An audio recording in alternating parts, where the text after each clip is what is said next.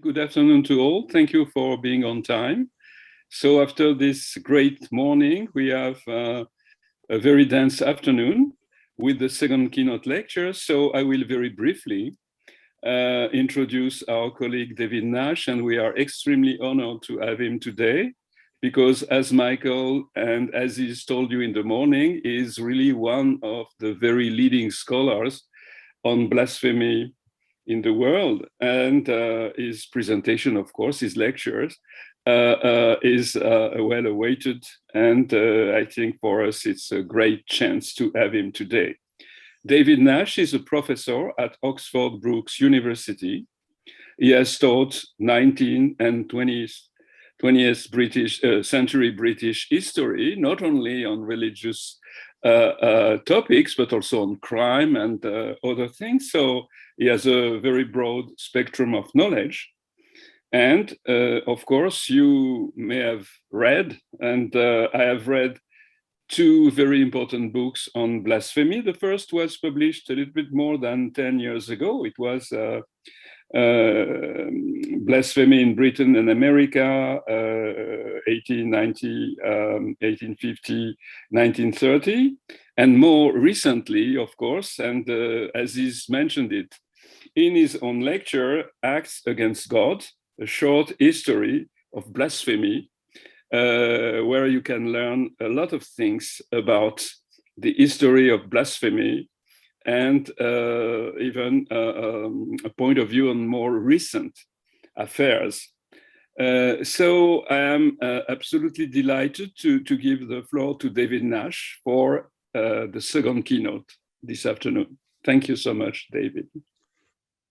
Thank you very much. I'd like to reciprocate and say it is a great honor for me to be speaking to this masterclass, and I will be immensely interested in hearing more of what all of you have to say. So I'm immensely pleased to be here and very glad to be speaking with you. I'm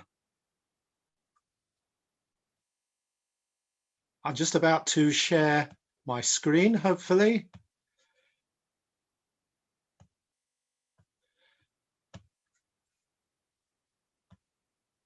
I'm sort of beginning with a slide that I show to my undergraduate students.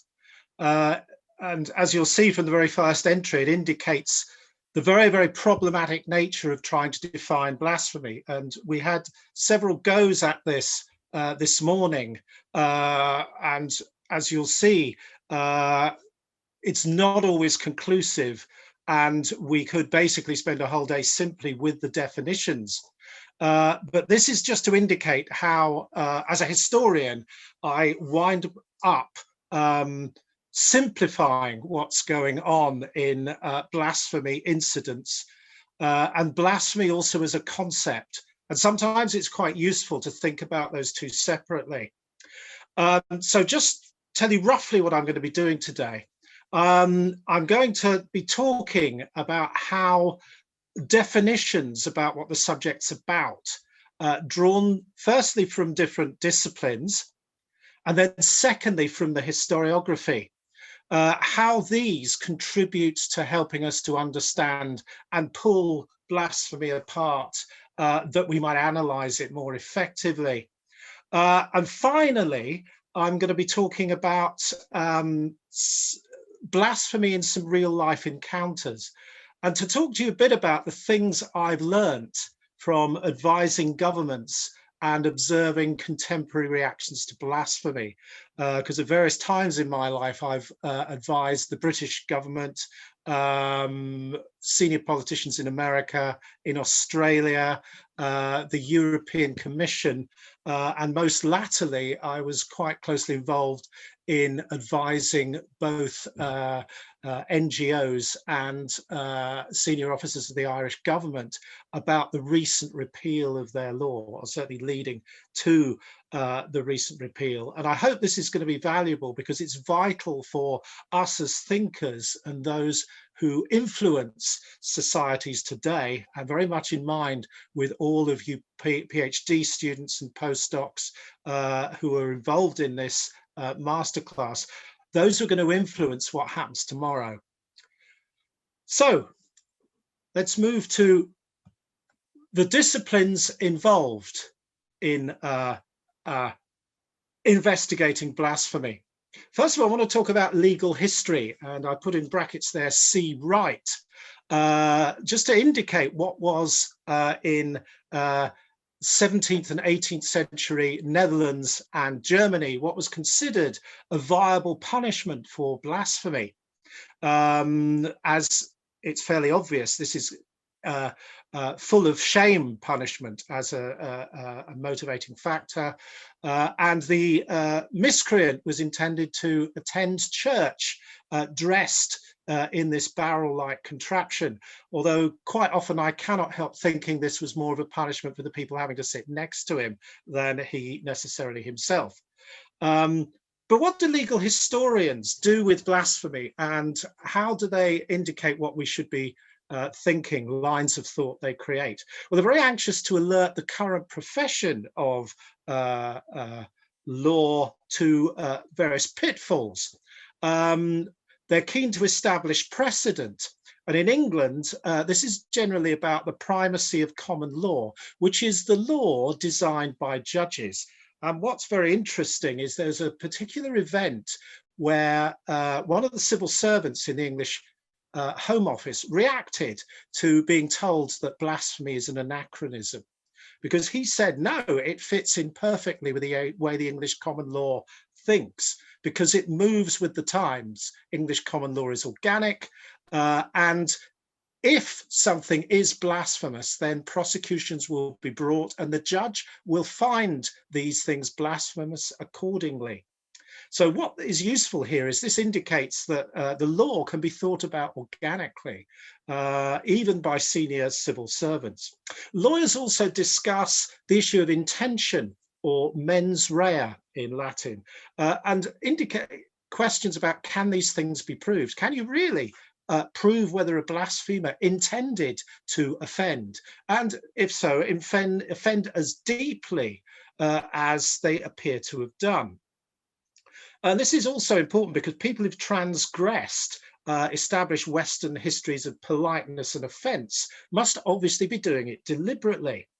And again, the absence of this intention has consistently been a criticism of all blasphemy laws, since it's impossible to establish the intention to offend. And this is also one reason why such laws would occasionally take a backward step, such as the redrawn law in England after the gay news case of 1978, which went back to looking at merely the proof of publication and cut out the opportunity to seek the proof of intention to offend. People who think about blasphemy in legal terms often approach from ideologically loaded positions and different points of view. And so you can think about, is this about protecting free speech or about protecting public order? And is it actually also sometimes the difference between the idea of law and of policing? They also ask, what's the mechanism of equality in a modern society? Should this err on the side of permitting actions where everyone is equal, or is it about protecting minorities so that everyone has some form of protection? They also think about, how do we assess the chilling effect upon speech and activity? Because if we can't or will not define blasphemy in places like this, we can at least see its real effect. And indeed, is the chilling effect, the act of prescribing speech, actually the place where many people encounter blasphemy? And what are the implications of limiting speech? What cannot be said? For many cultural interactions, do these constitute a price worth paying for the preservation of peace? This is a very good question. And actually, what is that peace? Is it the absence of blasphemy, or has the history of it in many Western countries justified its retention as a law, ensuring that there is a limit to expression and creating boundaries that get legitimized by the attitudes of authorities and also the populace at large? And to an extent, I found this last point out for myself. Ireland's Constitutional Convention had an initial vote to remove from the Constitution law of blasphemy. But then it had a stranger course of action. It had a vote about whether it should be kept but not part of the Constitution. And what was interesting is the vote to get rid of it was much, much narrower than the first question. And this indicates to me that there is a sort of lingering affection for the idea of blasphemy as though it were part of a tradition. And, you know, this is happening in countries where the law had simply been created in 2009. If you like, blasphemy sometimes has a sort of imagined invention of tradition about how old it is and how it has preserved the peace in your particular society. And also, I suppose lawyers also ask about whether blasphemy has a viable future recast as hate crime laws. So if we go to the second one there, political history, this is to think about blasphemy as being all about discipline, because within the medieval world, an accusation of blasphemy functioned as censorship linked to the imperative of discipline, as well as the endurance of providentially inspired fear. And I'll come to providence again in a short while.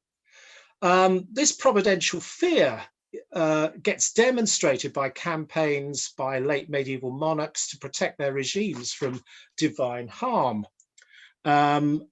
Moving on to the Reformation, the imperative to discipline was about the development of the state and served as an aid to the conscious process of confessionalization. How do we think about blasphemy as part of the history of dissident groups and heresies? Well, it's possible to think of blasphemy and campaigns against it as a sort of Western ongoing crusade after crusading in the East no longer becomes possible.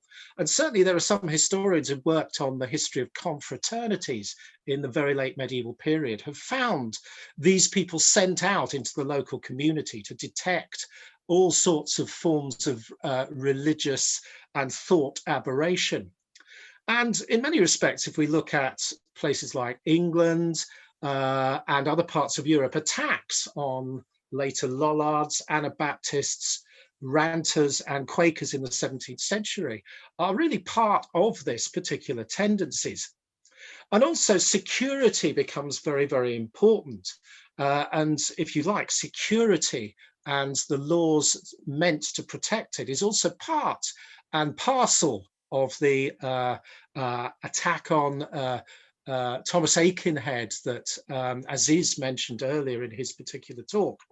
But you start to get statutes in Europe at the end of the 16th century, a big run of them into the first half of the 17th century, all emphasizing the connection with forms of monarchical power, confirming sentences of mutilation and occasionally capital punishment dispensed by royal decree. And this gets reflected in the creation of English common law thinking, which starts to see religion and law as part and parcel of the law of the land. And this leads to the eventual statute created in England at the very, very end of the 17th century. But it's important to say you get similar statutes in France, Austria, Spain, Netherlands, and the Americas. Well, film studies has some insights to offer because it asks questions about what's a blasphemous film. And I noted that Aziz mentioned this question in his piece on Salman Rushdie.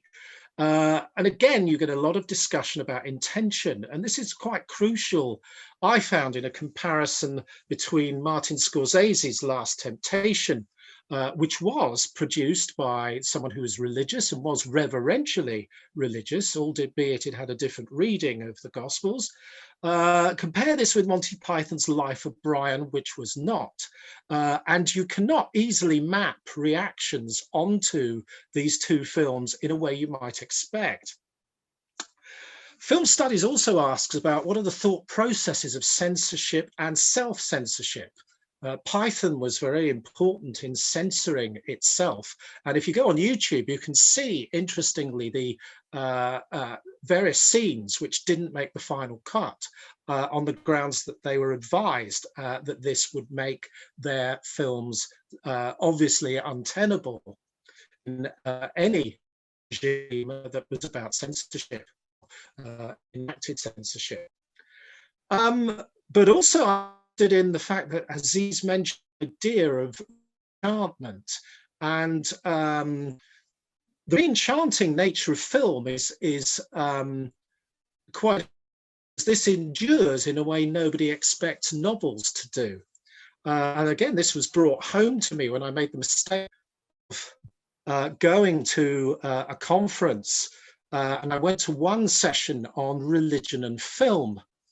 And this was conducted by a Catholic seminarian who was basically doing scenes from Field of Dreams and from Shawshank Redemption. Yeah, literary studies. This is a useful reminder that offence around issues associated with religion, gender, and race have got a concrete existence with real effects. And certainly when I commenced working on blasphemy in the early 1990s, I'd often bump into literary scholars who would sort of tell me that I was arguably not really interested in the issue of blasphemy, but actually of transgression, and that the wider issue of transgression was far more important than the minutiae of a particular form of it. And in saying this, they'd often emphasize the inherent playfulness of many literary constructions and how they should be revered for their internal self-referential effectiveness. But such an outlook and the process advocated by this was difficult for me as a historian, since it made such works exist in a vacuum without context. And we've mentioned context and its importance a lot today. But it's a useful reminder to me, since it foregrounds a defense that I'd never thought of to use, namely that transgression itself relies on its context to be effective. And for me, I was eventually able to think in terms of transgression itself cannot happen without context. But also continued reactions to this are another warning that liberalization is not an unstoppable or irreversible process. Removing liberalization as an idea also opens our mind to considering blasphemous and profane works in a different light, because such episodes offend authority, and this authority is too readily considered by all observers to be a norm that is transgressed. So investigating the works and thoughts of transgressors reveals their objections to real ideas, norms, and concepts, and not simply the pleasure of transgression. And this is very much where the artist has a link with the religious and political activist who manifestly sees certain beliefs and upholding these beliefs as abhorrent. While all situations are potentially unique in this area, it's clearly possible to see echoes of past struggles, victories, and defeats. And the first thing that's evident is the fundamental problem of governments that seek to define religious orthodoxy and dissent, and placing each of these categories either side of the line defining their legality. And as such, the law regulating precisely the nature of religions to be tolerated undermines the intention of creating religious and artistic freedom and religious and artistic protection. The finality and inflexibility of the law further demonstrates our legislating for religious identity and has got very little chance of keeping up with changes in belief, in artistic expression, and the nature of society. Also, the creation of blasphemy laws in any age and political circumstances surrounding them remind us of past occasions when blasphemy as an internal and external threat is an extremely useful enemy to activate and legislate against. And medieval societies saw campaigns against blasphemers as central to maintaining God's favour upon individual monarchs or states. Likewise, ensuring action was taken against blasphemers would protect early modern societies from plague, invasion, or collapse. But now thinking about theology. Theology asks questions about what are the means of establishing orthodoxy. In many respects, this gets highlighted by the fact that controlling blasphemy is the ultimate expression of religious authority. And to a great extent, we can see religious history as about the place of authority associated with belief and control of it. And this is quite pertinent to what Aziz noted in explaining the Rushdie affair to American audience, because he noted that the West viewed its religio-civilized development as complete and finished. And he wanted to destabilize this thought for audiences as much as possible. And this is absolutely correct, because many religious positions stem from ideas considered heretical or contrary to established orthodoxy. And in Christianity, many of these turn around the idea of the precise nature of Christ. Was Christ wholly divine, part God, part human, or wholly human, as Unitarians would argue? And this surfaced quite early on in early church councils, which stipulated that Christ was wholly divine, and latterly that visual depiction of religious themes was in fact permissible.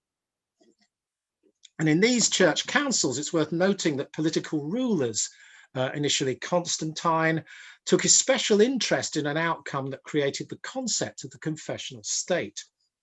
So from that, we've got to realize that the acceptance of plurality was quite hard won in the West and remains incomplete, as humanists and atheists will tell you.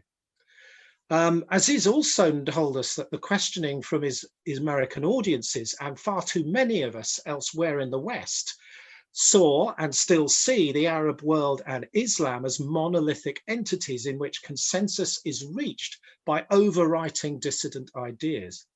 And we should take considerable note of what Aziz has told us of the Abbasid free-thinking tradition in his writings.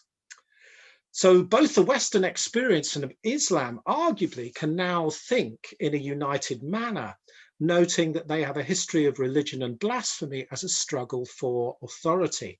But we've still got wider theological questions. Why do we have evidence of some regimes permitting tolerance whilst others are anxious to prescribe and proscribe and use blasphemy laws? And the answer partly lies in theological change in relation to perceptions of what religion does to protect what modern day freethinkers often describe as human flourishing. Is their intervention crucial to achieve this, or is this in fact an unwarranted intrusion? So let's move now to thinking about the historiography of blasphemy. And I just want to mention briefly the themes that seem to come up in this. And we'll then go into these in a bit more detail. And this stems from looking at what numerous historians who've approached the history of blasphemy, what they've come to say about the subject. And I wanted to sort of delve into these a bit deeper and see what comes from these and whether we can get any sort of consensus or indications about new directions that might flow from this. I'll be mentioning the historians who've done this in a bit more detail when we come to this, but certainly some have looked at blasphemy as purely speech acts. This is how they leap out to individuals from the historical record. And of course, that historical record can be anything, which I'll mention when we come to. Some have brought to bear some ideas from idea of carnival and the carnivalesque, and that blasphemy is in fact a form of play, which can be identified in the early modern period. Others note elements of providentialism that cling to blasphemy. That is providentialism essential to the context of blasphemy? Others have looked at the lifestyles that people have had, those who can be identified as blasphemers. Do they have particular lifestyles that predispose them to it? And can you fit lifestyles up with known blasphemers? And certainly this is something to think about in relation to something Aziz mentioned about Carlo Ginzburg and Minocchio, the Friulian Miller? Is it about a particular form of lifestyle and occupation? Recently, people have begun to think, how much should we think blasphemy solely as a form of violence? And I'll come to that. We've also partly mentioned, is blasphemy a form of hate speech? Should it become a form of hate speech? And we've partly dealt with that, but we will come to that later. Is blasphemy and the history of it about preserving peace and commonwealth? And this also fits, if you like, with the idea I've already mentioned, partly about it being associated with forms of discipline. And should we write a history of blasphemy about some form of liberal rise of tolerance? Is that the story narrative that really should be the one we're telling? Others talk about how the history of blasphemy is a campaigning tool. These are people who are really from the free speech tradition, which we would probably have started by thinking is liberal and Western, but very clearly is not necessarily the case anymore. And lastly, people who say, if we're going to understand blasphemy, what we have to do is we have to stick thoroughly and very, very closely to texts. So, delving deeper, who are these people? Well, first of all, the people who've looked at blasphemy as a speech act. I'm thinking of Franziska Lertz, first of all, who has written about early modern Calvinist Geneva. And she very closely argued that blasphemy is almost entirely about speech acts. And she charts individuals gaining personal capital and honor by using blasphemy in confrontations with opponents. And she actually calls this showmanship. She also saw that people would sometimes use it as a social labeling of groups and individuals. And it was sort of said, these are the manner in which these other people speak and address one another. But she also argues it was not necessarily used to settle personal scores like contemporary witchcraft accusations were. And a lot of this populace was driven to prosecute individuals as a form of policing morals. And Franziska Lertz also strongly advocates that the history of blasphemy is to look at trends in low-level cases, not simply at the high-level profile ones that are capable of enacting cultural or legal change. So I won't say her and I came to blows, but she very much disagreed with the approach that I adopted, advocating that the way to understand blasphemy is rooted deeply in its individual context, in individual places at individual times. To an extent, the speech act motif also comes out in the work of Alain Cabantu, who was pulled into the study of blasphemy from studying naval codes and naval personnel. And he saw the blasphemous speaker as a sower of discord who becomes superfluous from a mixture of tolerance and modernization. And he sees the waning of ideas of sinfulness as something important, which gains immense speed and power with the coming of the French Revolution. And the last of this is seen as personifying aspects of the blasphemer's critique of power and legitimacy.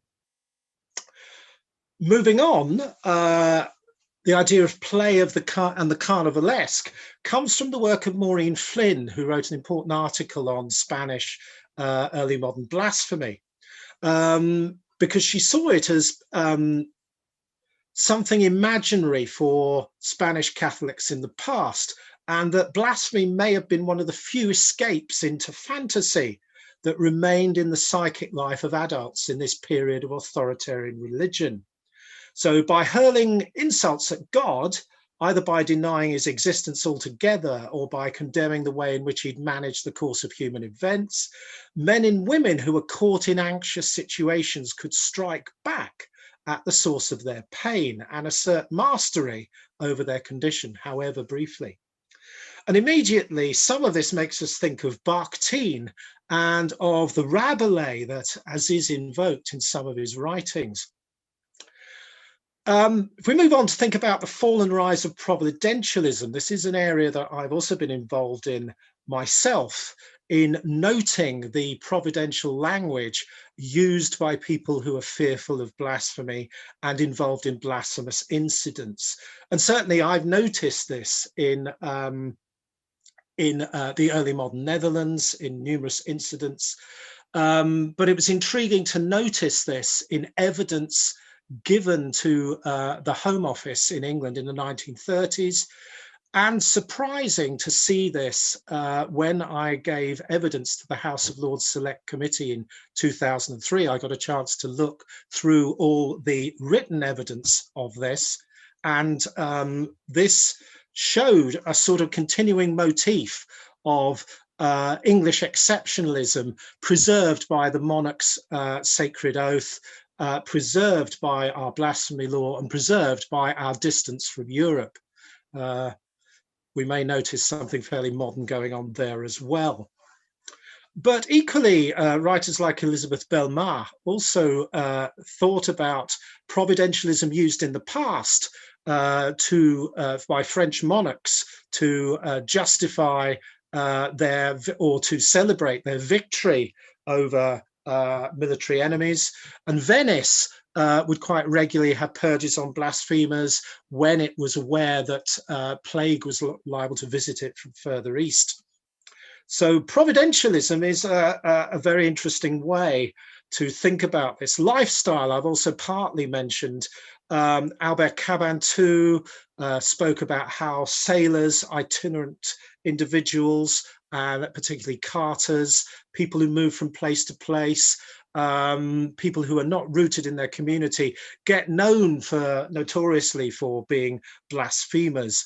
But also a writer on Mexico, Xavier Villaflores, wrote about how it's rooted in gambling in Mexico, whereby the gambler will either command God to give them good luck as they enter the gambling den, or God will be cursed by the gambler who's lost all his money leaving the gambling den.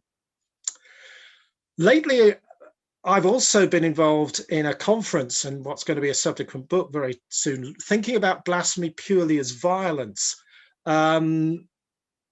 Myself and Evelyn Bowers from Mainz University, we collected together a group of people who were looking at the history of blasphemy and violence. This gets easy to do in some contexts if you're thinking of revolutionary Spain in the 1930s, or the numerous regimes that controlled parts of France and Switzerland at particular times. And I was tasked with writing about England. Well, you know, what violence is there in England, until I looked more deeply and saw that the fear of violence existed. And this was what motivated people to use blasphemy laws, motivated people to recast them.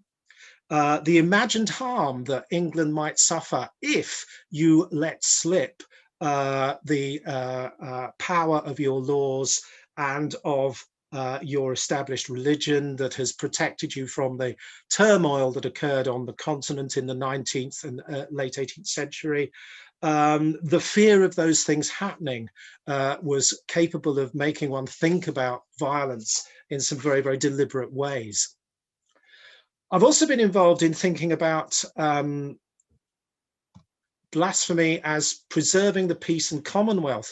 And this was to do with one theory I offered about the idea of passive and active blasphemy.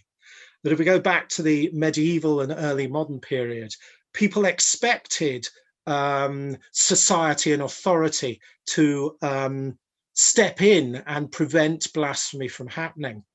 And in such instances, you didn't even have to witness this blasphemy. The knowledge it had happened conveyed fear that authority needed to act upon.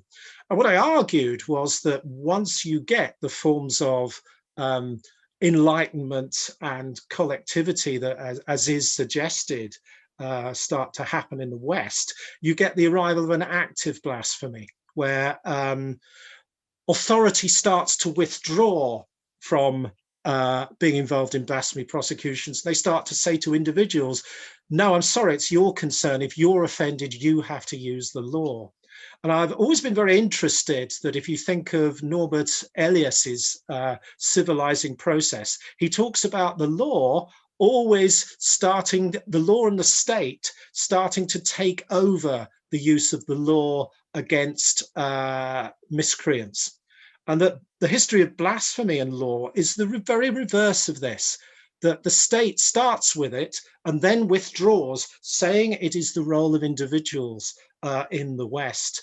And my big argument was that, seeing as we're starting to think in terms of modern times, is that towards and just after the Rushdie affair, you got the revival of the idea of passive blasphemy, where people want the state to involve itself. So that was primarily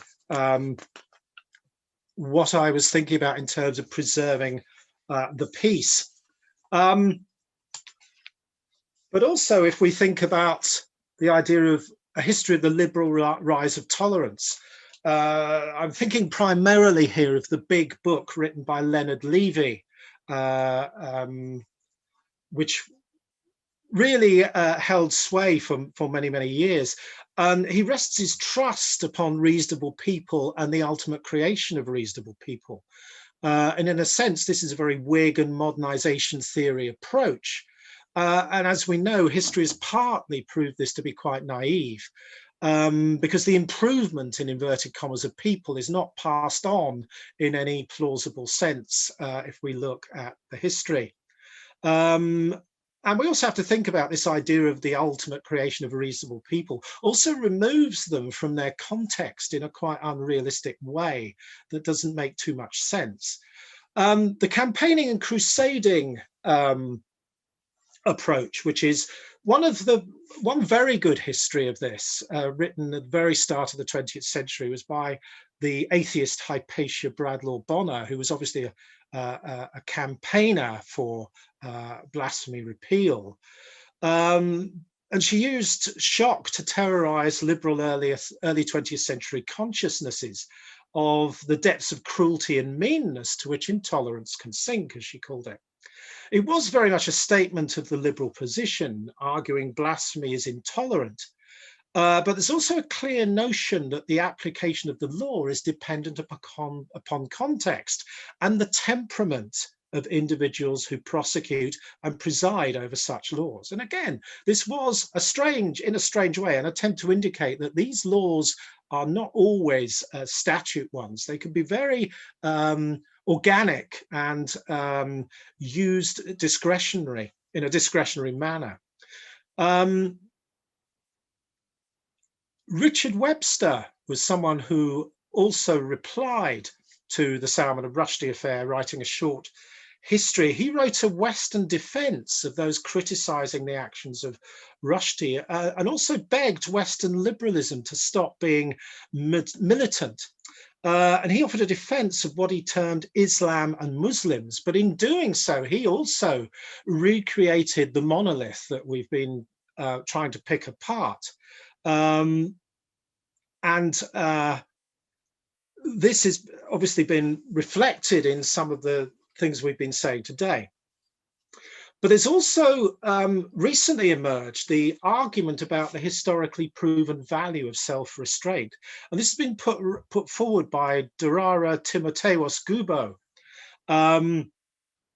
in his book, which is called Blasphemy and the Defamation of Religions in a Polarized World. He argues that it's actually self-restraint that served the West best of all. Now, this isn't going to curry any favor with free speech advocates, but let's just indulge this for a few moments. The argument we might draw from this is that those who hold dissident views glory in their outsiderness. Thus, they blaspheme to shock and provoke reaction when they expose views to the unprepared. And this is something that like or not, societies do compel themselves to police.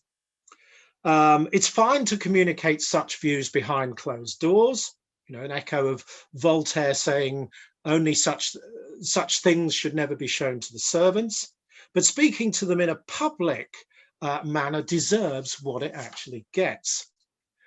In some level, this is, we might say, plausible, but there's all sorts of problems with it, even on its own terms, because it can't predict the consumption of material.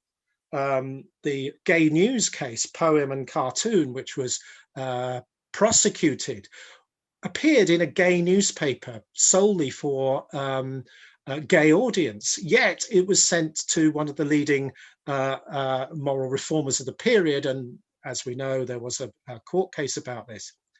You also cannot predict what is offensive and what is fair criticism. You also cannot always measure heightened or declining sensitivity to ideas that might be blasphemous. Just move on to thinking about blasphemy as a mirror of East-West relations. Now, many people could be mentioned here, but I just pick on one person. The work of Ibrahim Musa gives us important insights into Muslim political theology and outlines the quite nuanced analysis of Muslim debates about religious authority and its connection with the state.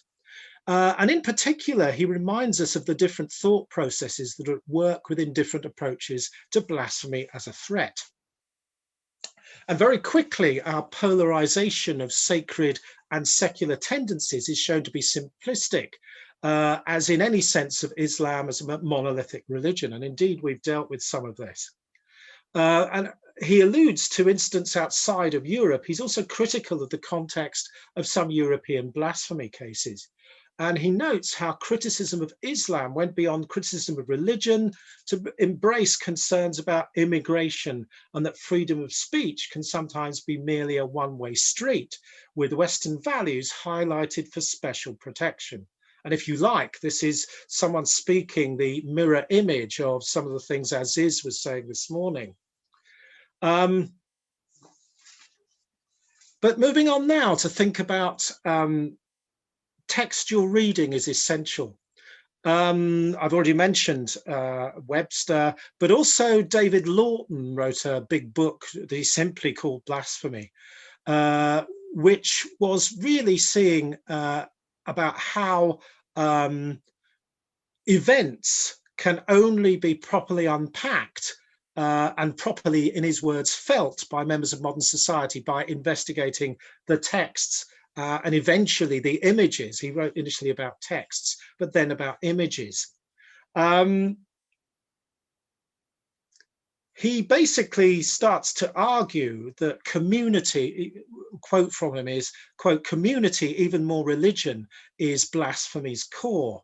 And part of what's being said here is an argument that blasphemy is a tool for demanding the participation of individuals in the work of art. So he's sort of saying blasphemy gets built into artworks. It's not in the eyes of the beholder, but it is intrinsically in there.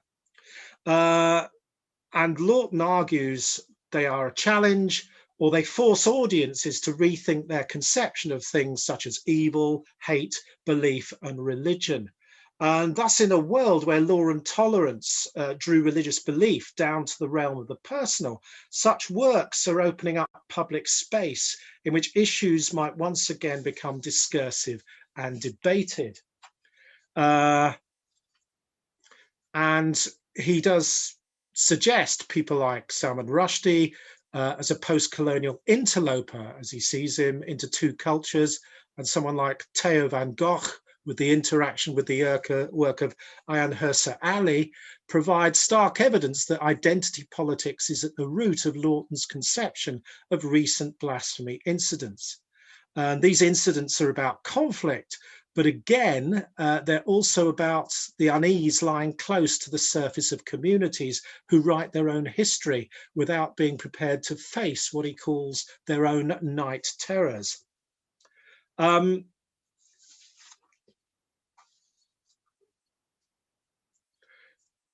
in a sense, we also have to think about liberal assumptions about tolerance, and the reliance upon the forbearance of the citizen became questioned as they became manifestly less tenable. And blasphemy is important because liberal states, as I said, did all they could to withdraw from direct regulation, leaving this to individual outraged citizens who had to prove their offence in an uphill struggle against the liberalising and modernising tendencies already mentioned. Because these people get seen instinctively as anti-modern, backward, and anachronistic.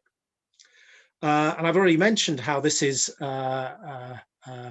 running counter to Elias's civilizing process, because this civilizing process often emerges as one strand of a broad modernist project that also includes secularization as an ally and fellow traveler ideology. So thus disenchantment with modernism saw blasphemy as a lingering and extant flaw that would pull modern states back into a legislative relationship with what people held sacred. And as such, the comparative willingness of Western democracies to empower offence and the closure of the discursive may clearly not provide the optimistic outlook, free speech discussion and exploration that David Lawton sees as utterly essential to blasphemy's role in religious and otherwise communities. This may simply not happen. And the danger is we get left with a conception of post-blasphemy, where everybody is capable of reaching for offence, but is increasingly less sure of its provenance or why they're offended. And this is part of the concern when cultures and legal systems claim to protect the religious feelings of others rather than more concrete belief systems. And just my last two, just thinking about the idea of free speech dichotomies. This is reference to the rather huge volume people may have seen recently published, edited by Temperman and Colte, which has got 27 chapters and an equal number of contributors. This serves to see the East and West polarized, because there are chapters on blasphemy laws coming to an end in Western and Eastern Europe, and catalogues of specific test cases, Ireland, Australia, Norway. But we don't get a sense of what comes next in covering a situation moment, because the book is called After Charlie Hebdo. And one of the dangers is it's left to us to postulate what comes next.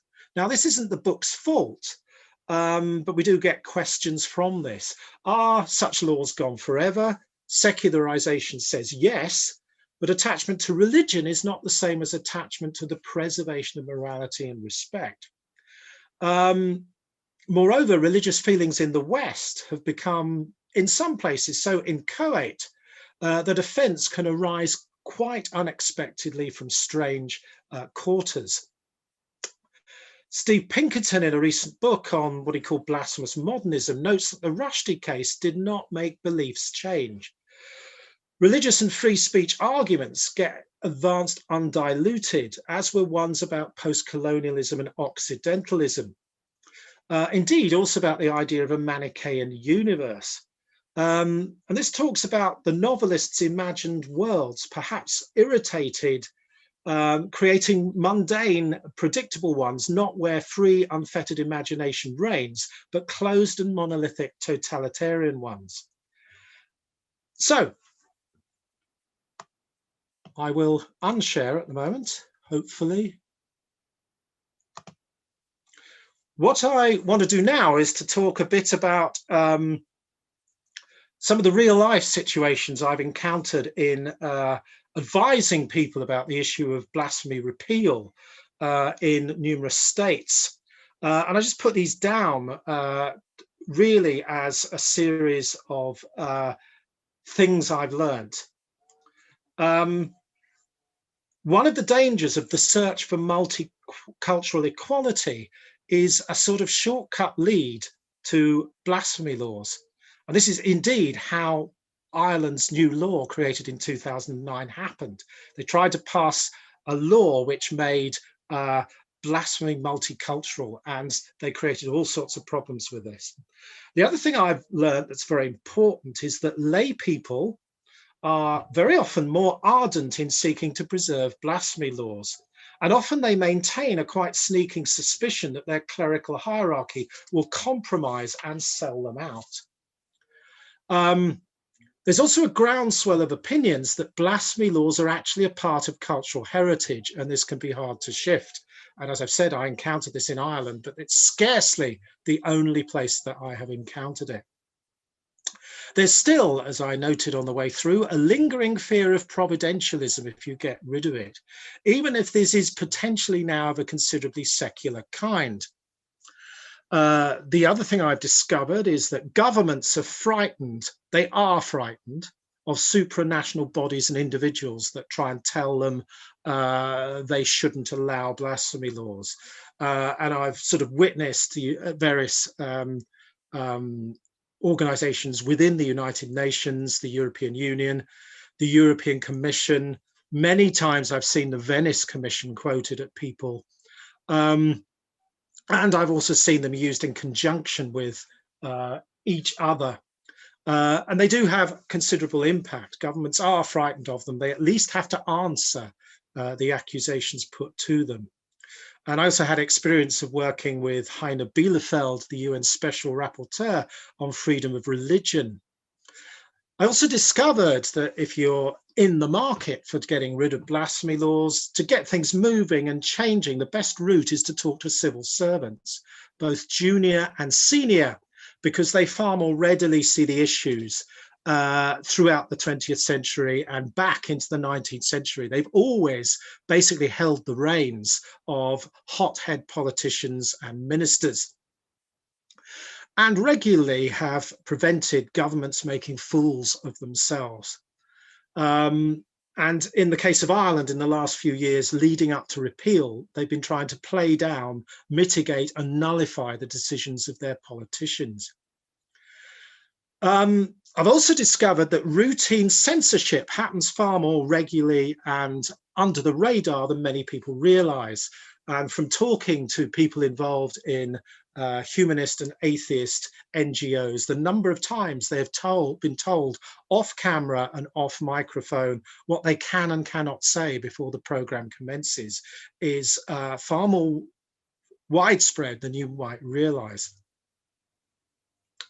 I think other lessons, legislators who want blasphemy laws in the modern world always think they're dealing with a cowering victim. And this was the case when I spoke to the House of Lords Select Committee in 2003. They had never entertained the idea that people might use blasphemy laws for nefarious ends, which struck me as somewhat naive, but hopefully I was able to inform them of this. It's also worth thinking that the question still needs to be posed. Why is blasphemy and hate crime legislation the answer to problems that might be solved by public order legislation, which can cover any eventuality? And something Aziz said earlier, I'll just echo as well, is that legislators who propose blasphemy laws and hate crime always assume that we live in a benign, constantly further secularizing society. They always think that secularization and ongoing secularization is some sort of fact. So given that, we can rely on everyone to be tolerant and liberal. Again, naive in my experience. And that legislators are less concerned about free speech arguments than many on the other side of the argument think they should be. Policing authorities will always default to the preservation of order as an imperative. And I said something about that earlier. Policing authorities understand public order. They don't understand theology and theocracy. I think I'd also echo that laws will only fall and fail when religious institutions become convinced that they're harmed by their existence. And this is ostensibly what happened with repeal of the law in England in 2008. And it also, to an extent, happened with repeal of the law in Ireland just a few short years ago. because the Catholic Church, when it did make any official pronouncements, were in fact in favour of repealing the blasphemy law in Ireland, because the existence of a blasphemy law in Ireland encouraged states elsewhere to have their own blasphemy law. And Catholics were suffering far more from those blasphemy laws in states elsewhere than were being protected by the law in Ireland. But this didn't stop lay organisations arguing for the retention of the law. So I'll step back from here now. Timing seems to be going okay. I'm afraid I stopped the clock when when I disappeared. I'm afraid I've only restarted this, so I may my clock is running, says I've still got time, but you hopefully yes, you do indulge David. me with this for a conclusion. From our different historic definitions, disciplinary definitions and different historiographies, it's starting to feel as though blasphemy is a concept becoming stretched and molded still further. It's got meanings imposed on it by observation. We've heard its speech, its text, its image, its violence, its lifestyle, its political provocation, its potentially genre. But what can the historiography of this also tell us? Should we be persuaded that it's textual and visual transgression? What analyses do we get from this? Is there such thing, and I've been kicking this around in some places without ever reaching a final conclusion to it, is there such thing as a blasphemous gaze by people? And how is it created? Do they take into the act of gazing at something a series of preconceptions that will turn something blasphemous? So that's the gaze. Should we think about the gaze? Should we focus upon speech acts? Because this grounds everything in everyday life and suggests it's an everyday tool dusted off for particular occasions. Or, as Francesca Lertz argued, is it a store of honour? And how might this work transposed to modern societies? Historiographies of struggle locks us into a sort of teleology of modernisation and Whig progress that's clearly got problems in providing explanations for failure or shifts backwards. The best people can do with this is to describe these shifts backwards as a form of false consciousness, as Marxists used to use that phrase. Should we focus on it as violence? This might be able to help in investigating incidents and wider cultures, as well as the feelings of victims. And is this a useful way of using incidents to go beyond simply the history of the individual incident? Although that sounds slightly like a paradox, I don't think it is. What about looking at lifestyle? This suggests individuals get predisposed to blasphemy by where they are in the world order. This does other the blasphemer, making them out of culture and making blasphemy alien to societies who only respond when they spot it. And I wonder a little bit about that. What about the idea of political provocation? This indicates that blasphemy can be a function of other conflicts, and certainly in a number of modern cases, we have seen this to be the case. Well, what about the difference between me and Franziska Lertz I suggested earlier? Well, Franziska Lertz argues intensive study of an individual context gives an almost thick description knowledge of blasphemy in a particular society at a particular time. And understanding the breadth of this might be valuable in assessing the importance of blasphemy at other particular moments. Well, my wider sweep might miss some of what Lertz says, but a focus upon high-profile cases notes change, notes cycles in law, in religion, and attitude. And with this, you do get the chance to see things revisited and some important things dispensed with forever. It's also a chance to remove the teleology of progress, which still haunts the subject, even from the inside, because we do meet words like progress, anachronism, the unmodern, the anti-modern. But we might well say that the state and grassroots opinion, as is mentioned in one of his answers about Pakistan, is that the state and the groundswell of opinion are becoming increasingly intertwined.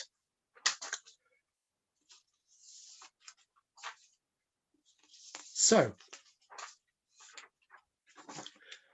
what can be done?